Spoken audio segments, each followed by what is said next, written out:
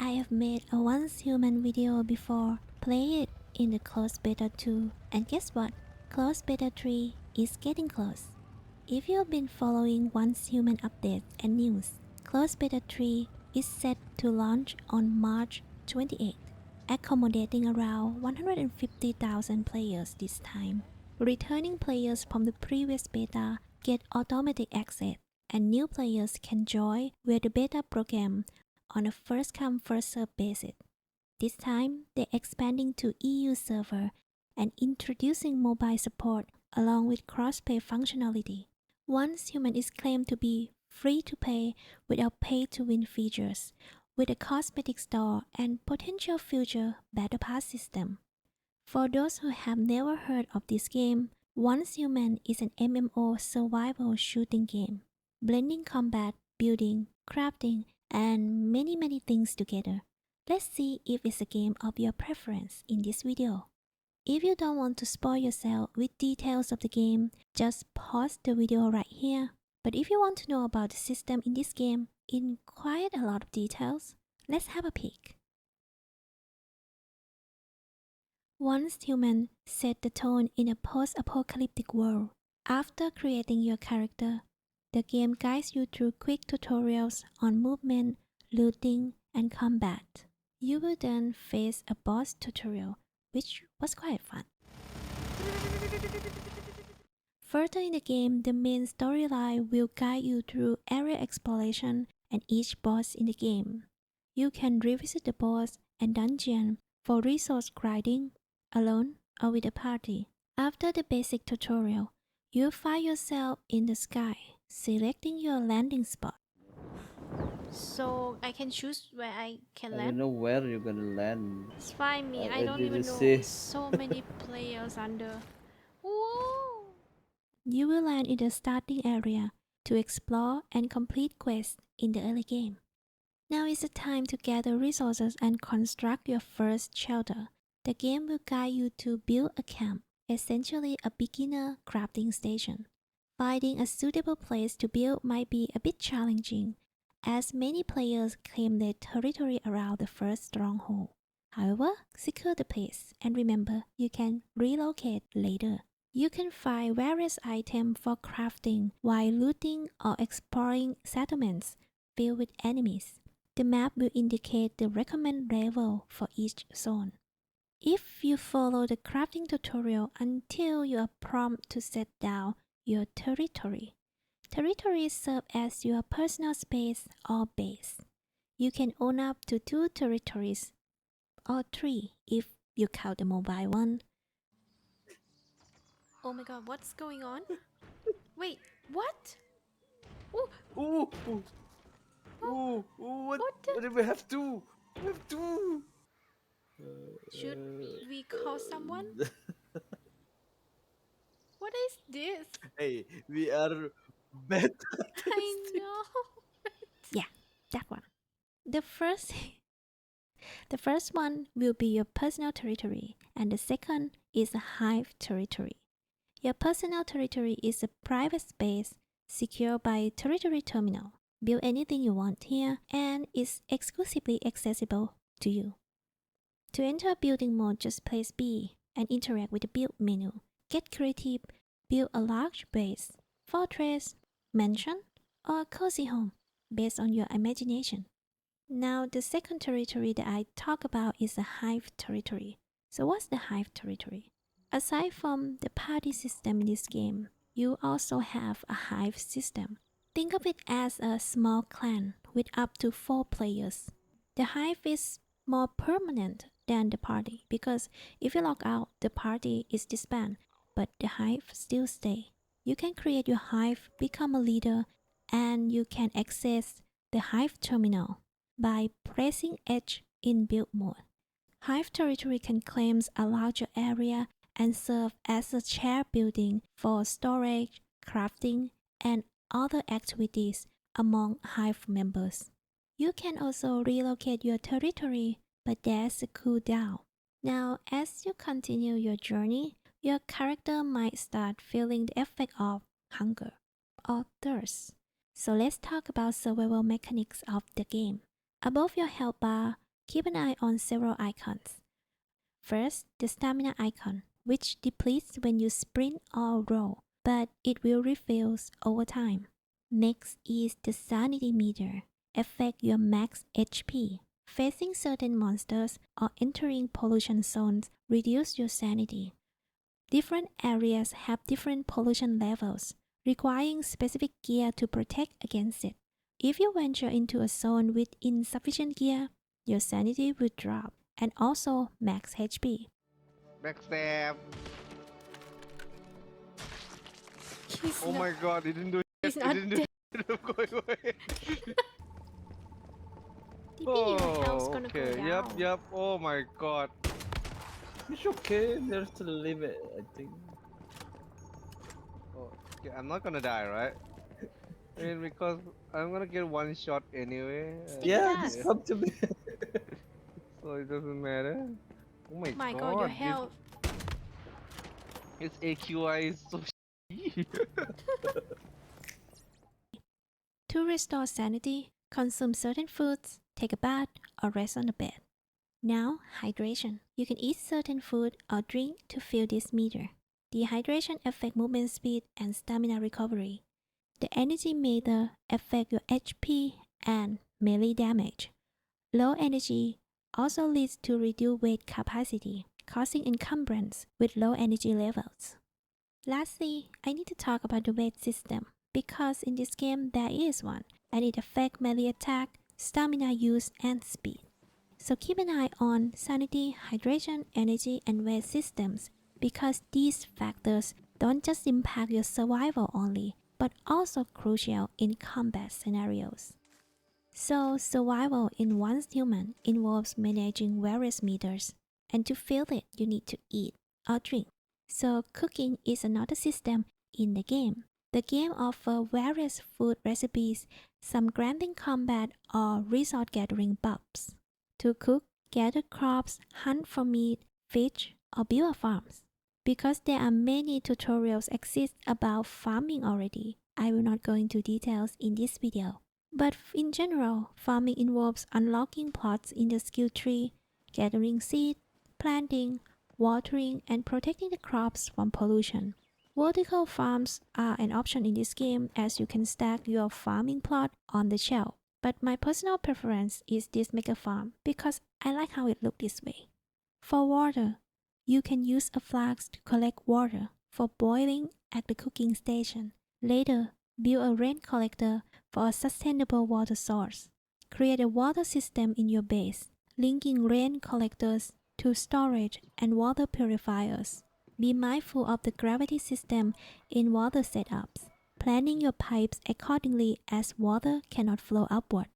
Crafting involves unlocking crafting stations through your skill tree. These stations, like armor crafting station, weapon crafting station, forge, and a disassemble bench, are essential for crafting. The specific station needed depends on the item you want to craft. For crafting, you don't need to carry all ingredients in your inventory. The game will pull them from your territory storage. Convenient. The game also have electric power system, as some workstations require electricity. Build an electric system on your base. Note that there is a limitation of power generators. You can have 5 power generators in hive territory and only 2 in personal territory. Crafting high-tier gear becomes important as you progress, ensuring your effectiveness in combat. Your gears tier ranging from 0 to 5, various gear sets offer unique set effects, unlocked by equipping a specific number of set items. This allows you to tailor your gear to your preferred playstyle. Weapons follow a similar tier system, with higher tiers dealing more damage. You can also enhance your gear and weapon. Aside from that, accessories can be used to customize weapons, providing specific effects. To get accessories, you need to explore maps, solve puzzles, or visit strongholds to acquire these accessories from the shop. Ammo also affects damage output, with more expensive ammo dealing a greater damage. Weapons and gear also have durability system. You can also mod your equipment, the mod dropped by monster or found in chests around the map. Higher tier mods offer more perks. You can also reroll one perk per mod using currency obtained from dismantling unwanted mods. Aside from adjusting your gear and acquiring top tier weapons, you can further refine your build, explore the Cradle menu for additional customization, mainly focusing on combat perks.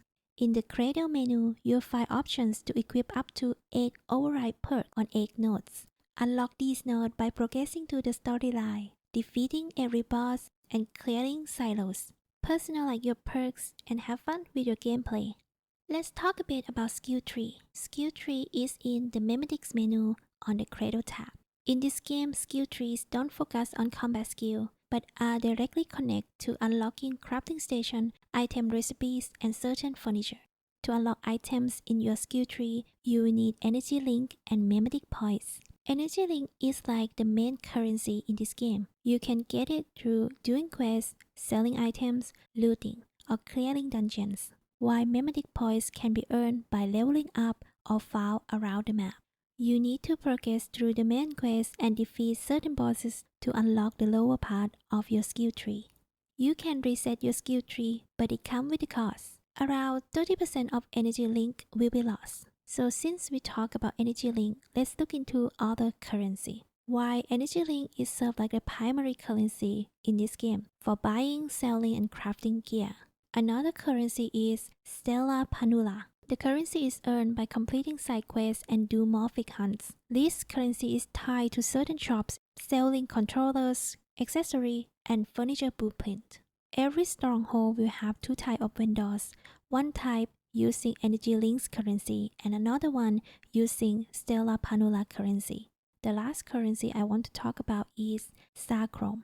Starchrome is linked to the Witch machine.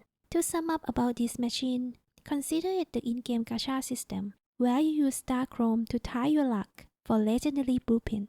Additionally, Starchrome can be used to purchase items from cosmetic and emote shops. Starchrome is also linked to other systems. There are several ways to get Starchrome. The first way to earn Starchrome is through Journey and Season Goal. This is like completing some challenge and some achievements, rewarding you in Starchrome and useful things. The second way to earn Starchrome is tied to the purification system. First, you might find these cortex from killing elites or boss around the world, or these echo stone that you found in the map. These cortex and stone is used in the purification tower defense. You will need the Stardust Resonance Filter at your base, then put the cortex or stone inside, and then you will need to defend it from monsters that comes in waves, trying to interrupt your purification process. If you succeed in defending, you will earn Starchrome. There's a weekly limit to these purifications. You can also find these tower defense system around the map, but it's not Starchrome. It just gives you other resources and also require you to enter the PvP area. Now that we talk about several systems in the game, let's go to the most unique one in my opinion. When you're progressing through your main quest and dive into the story, eventually you will end up need to kill the boss. Killing bosses in the storyline reward you with Deviant, which can also be found while exploring or participating in world events. So what's the Deviant?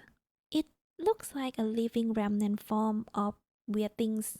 You can use it by placing it in a Deviant containment, which you can unlock in your skill tree. For me, I think of it like a pet. It's not about just putting them in the containment. You will also need to make them happy to be able to make it to use. Each Deviant has preference like light color, temperature, and most of them need energy to operate. If you create the right environment and make them happy, then they will start producing Deviant power that you can exchange for potion formula, artifacts, and other things. Potions is really useful because it gives you buffs that are really good in combat or exploration. Oh, before I forgot, let's talk about fast travel in oncehuman. The game offers teleportation towers scattered across the map and one in each stronghold. Interact with these towers to unlock them. To teleport between towers, you will need to physically visit each tower and then use the map to teleport to another. Simple. but I need to add on that your territory acts like a teleportation tower. It lets you teleport out of your territory to any tower in the map. However, when you want to teleport back home, you can teleport it from anywhere in the map. You don't have to go to the tower physically, but there's a cooldown system preventing a spam. Now, if you're curious if this game is PvP or PvE, they are both PvP and PvE in the same server. Personally, with the constant 250 and 300 pings, I didn't actually play PvP that much. I only know about it in basic level, so you might need to research more on this. This game is primarily focused on PvE because you can say 90% of the map is PvE. Then there are small part in the map that is a PvP zone. PvP players can engage in battles by entering this zone in the game. But if you want to play PvP outside of the PvP area, you can also pick up Echo Stone randomly spawned by Dragon around the map. Picking up this stone activates PvP mode outside of the PvP zone. You can bring this stone to purify it at your base or engage in battles with other players. And also, your territories become vulnerable to attack when you are in PvP mode. For PvE players, don't be afraid. You will receive warnings if an Echo Stone player is nearby. So you can choose to teleport away, leave the area, or try to engage in a PvP battle. Now lastly, I want to talk about Warband. Joining Warband opens up more PvP content. A Warband functions like a guild made of multiple hives. By joining Warband, you unlock a Warband shop, letting you to exchange items, including essential items like acid. There are also Warband wars, offer a chance to contest specific PvP areas. There are many more systems that I didn't talk about in this game, like the myths, puzzles, or vending machines. But for now, I think this information is enough for you to see the overview of this game. Note that this information is based on closedbeta 2 and maybe it will change in closedbeta 3. This game is planned to release later this year. If you want to participate in closedbeta 3 and get some updates and news by yourself, I recommend to join the official Discord. I will put the link in the description. Thank you for watching my video. Stay safe out there. Bye bye.